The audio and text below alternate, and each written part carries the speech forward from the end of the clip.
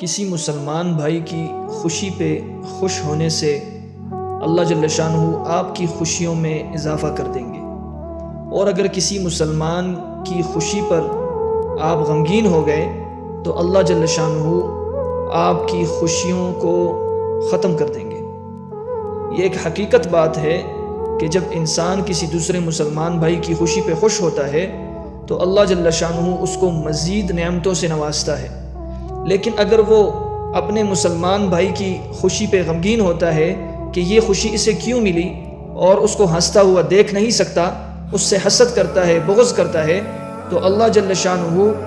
یعنی جس بندے سے یہ بغض اور حسد کر رہا ہے اس کی نعمتوں میں اضافہ کر دیتے ہیں، اور یہ جو بغض کرنے والا ہے اس کی نعمتوں میں کمی کر دیتا ہے، یعنی اللہ جل شانہ اس کو مزید غمگین کر دیتا ہے۔ تو اس لیے ہمیں چاہیے کہ ہم اپنے دوسرے مسلمان بھائیوں کے بارے میں اپنا گمان اچھا رکھیں،